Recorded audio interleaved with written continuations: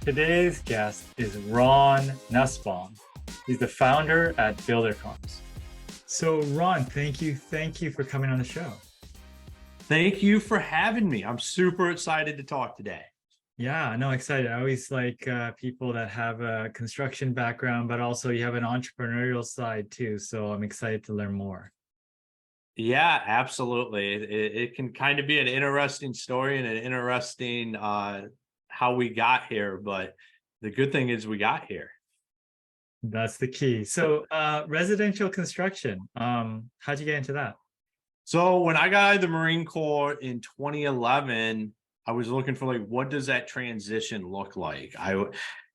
My Marine Corps career was cut shorter than what I would have liked it to be. So I wasn't necessarily like, here we are. I had this whole plan. It was like, here we are. I landed in Michigan. I'm originally from Ohio, but my wife was from Michigan. She wanted to be back by her family. So it led me to looking for what does that transition look like? And I kept seeing this ad on Craigslist for a foreman and training role. And I wouldn't apply because I had no construction experience. One day, I looked in the mirror and I was like, damn it, you're a United States Marine. If you want to go work in construction, you can. And I applied for the ad and I got the job. And you can say the rest is history with me in residential construction at that point in time. I fell in love, and that's what I did for well over a decade. For people that don't understand residential construction, what are the things that you need to know to be successful? I think you got to go in there and you have to have an attitude that you are going to learn every day. I was working with a bunch of guys that had construction management degrees. I had none of that. I would 4 years in the Marine Corps and a tour to Iraq. Like that's what I had showing up to the job site to run the jackhammer on day one.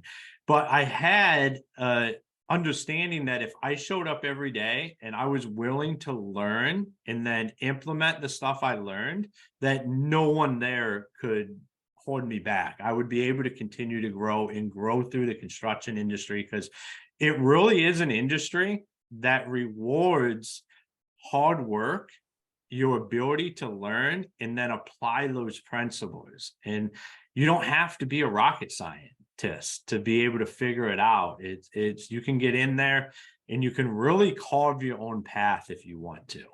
Sure. And how did you carve your path through there? So I've done everything from digging the hose to running the company. And that all started by being a laborer on a crew and then working into becoming a foreman and then a field supervisor and then moving into running operations and running the company. And then I even did a stint in the sales department as well, just continuing to evolutionize my career path and always be in that learning mindset. How do I become better at what we do every day? Yeah, so transitioning from different areas or across departments, did you have to ask for those roles or did you naturally get offered into them and stuff like that? A combination. I think you have to let your expectations be known. Like I didn't just want to be a laborer or a crew guy for my whole life. Yeah. So I let my expectations be known. Like I want to be a foreman, or I want to be the one in charge. I want to run the operation. And then I wanted to go into sales because I felt like that was a seat I had to sit in. I had to understand that aspect of the business as well, just to be a well-rounded individual. So I would just let my expectations be known. Like, this is what I want to do. How do I get there? And then just work until I got there. Yeah, I talked to someone recently that wanted to become well-rounded to start a business and had a long-term vision. Was that part of the being well-rounded, is you wanted to start a business or buy a business? No, why I was doing that kind of stuff, we had entrepreneur stuff happening, and it was just my desire to grow. Like I'm a personal development, not necessarily junkie, but like read 60, 70 books a year. Like just I want to absolutely be the best Ron I can. And by continuing to invest in myself and growing and having that understanding, I can leap and bounds myself over and over. So that's what the desire really came to. It's just to be the best. I want to be the one that, is responsible.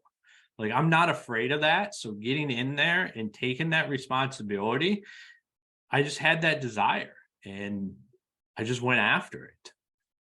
Wonderful. So how did you get into your first entrepreneurial opportunity? So I was raised around entrepreneur and business. My parents built the Amway business when I was growing up. So I got to travel around and watch people build businesses, most between my dad and all his friends, like they were all business owners. So I was raised around that. And it's really something that was in my blood. And I just started rocking and rolling from flipping cars to make ends meet when I got out of the Marine Corps to buying and selling a cleaning company, and just going in there and changing the operations around to where it was scalable and it could sell, to now moving into becoming a tech founder with zero tech background. I think it's just something that's in my blood. It's something that I continue to educate myself on and continue to grow, because that is the path I want to travel. And we all know the entrepreneur path is glittered with potholes. So you have to be willing to constantly be working on yourself to get through it. So how did the tech venture come to be? So I had come up with, it wasn't even developed. I can say developed, but I had one night I was laying in bed and I dealt with escalated customers, didn't want to deal with escalated customers. And I was like, how do I not do this? Everything came back to communication. And one night I'm laying in bed and it hit me. I was like, if I just had software that helped clients talk to the right people and everybody was on the same page, and I made a record of all the communication, pictures, and documents for each project, my life would be a lot easier. So I got out of bed, put together, I call it a haphazard at best PowerPoint presentation on what I thought this should look like.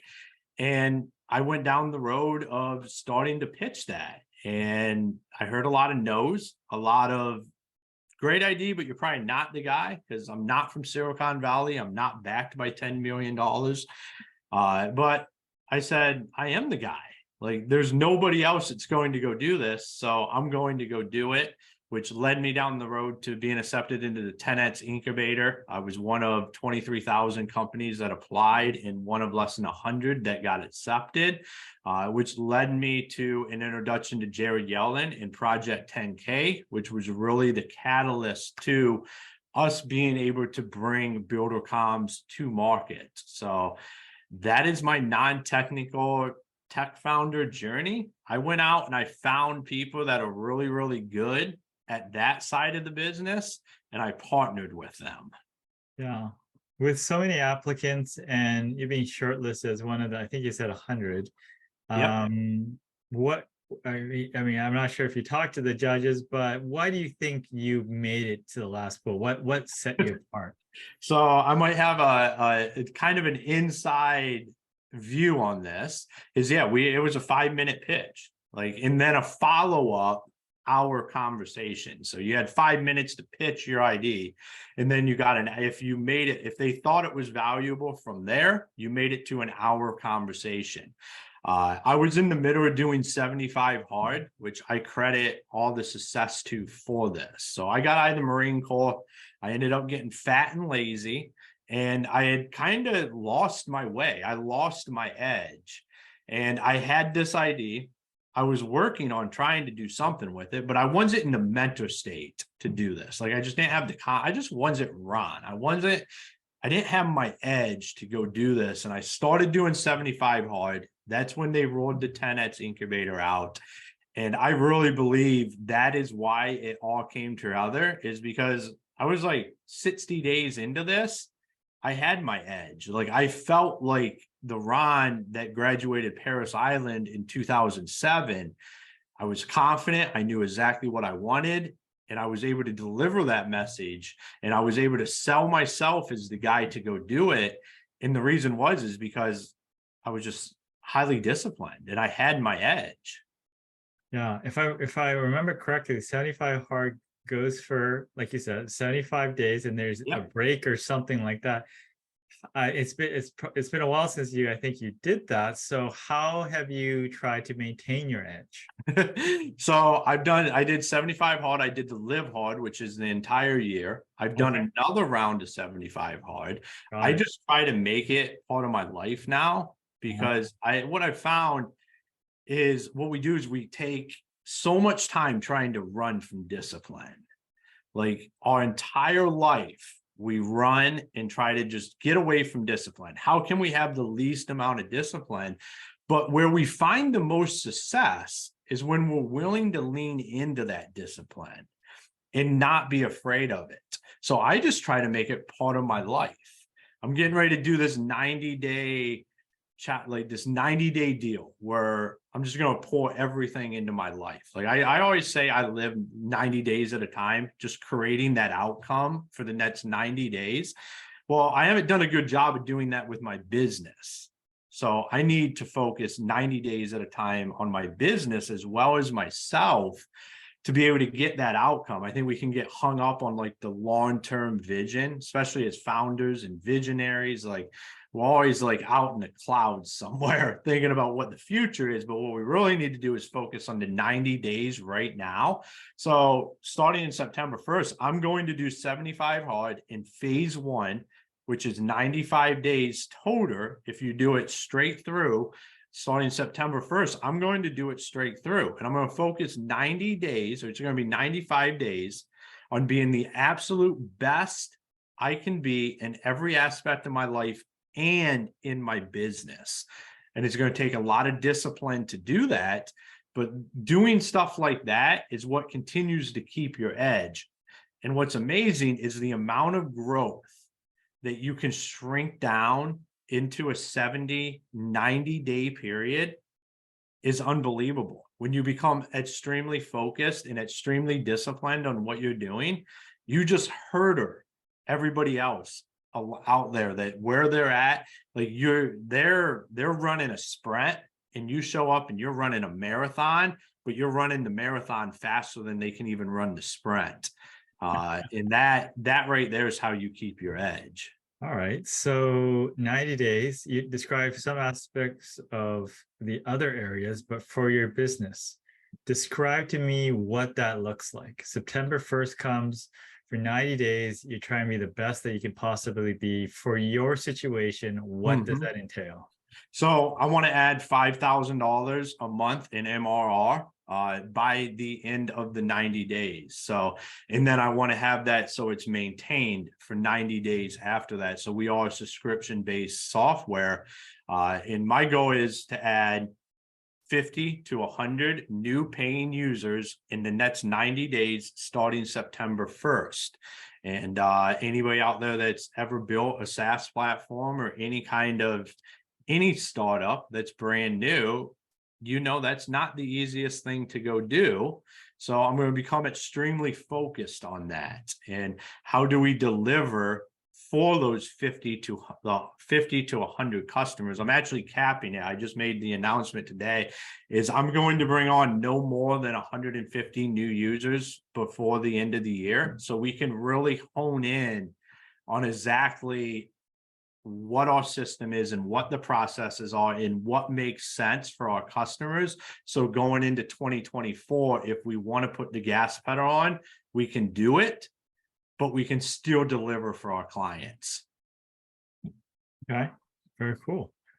I think you have a podcast. You've done a bunch of interviews. What are some memorable things you've learned talking to other people in construction or entrepreneurs or stuff like that? I think podcasts like this, my podcast, is some of the greatest information that's ever changed hands. I look back at 2011 when I got into construction and was like, man, like it was all book on tape. Like I drove an hour. I was listening to literally CDs in my car driving to work and back. And with podcast, like you can shorten that learning curve so much. Like guys get on there and they have these conversations about how they built $1 million, $5 million, 10. I interviewed Tommy Malo. He built a $200 million a year garage door company. The knowledge that's out there is amazing. And one of my biggest takeaways recently was Mike Claudio on my podcast talking about how you can only focus on so much. Like you can only focus on about 4 things. And after that, everything is, you just get stretched too much. Like you have to just be willing to focus on that. So like I want to be the absolute best father I can be. I want to be the absolute best husband I can be. I want to be in the best possible shape I can be. And I want to be the best founder I can be for my company. That there is what I'm focused on. That's the next 90 days when I talk, like that is what I'm pouring into. I'm pouring into myself, my son, my wife, my business. Anything beyond that, you start to stretch yourself too thin. But here's where the magic happens, and what people forget is it doesn't mean we're bad at everything else. And I think I've been overcritical of myself, where I think if I'm not focusing on everything, like I'm bad at it, or I'm not doing that justice. But it's just, that's not the focus for that time in your life right then. And to me, hearing that put in those words has been super impactful. Actually impactful enough that I've now shared it on a few different podcasts, because I truly think that's what we do. And we get so worked up and we get so in our heads that I'm failing at these other aspects, when you're not failing. It's just not the season for them right now. And you need to be focused on what moves the ball for you right now. What does that look like? How do you become, like I say, the best Ron? Like, how do you become the best you? And you can only focus on 4 things at a time. Those seasons will flow. My seasons will flow. Eventually, I'll be focused on another 4 things, or it'll change a little bit. Or, you get to a certain physical health perspective, like it's just maintaining it. It doesn't have to be a focus. You're just maintaining it. And once again, it doesn't mean you're bad at that stuff. It just means it's not the main focus right now. Well said. Is there anything that I did not ask you, but you wanted to share?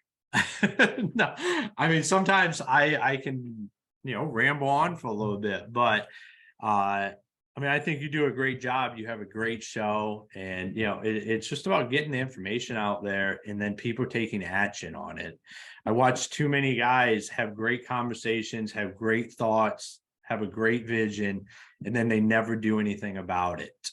So don't be afraid to just go do it. It's going to be awkward. It's going to feel weird. I do stuff today that is awkward and feels weird. You talked to me a year and a half ago about doing podcast interviews or having my own podcast, I would have laughed at you. And here I am. It's about getting outside of that comfort zone and taking some action, and taking the stuff that you learn on podcasts like this right here and implementing it in your life every day.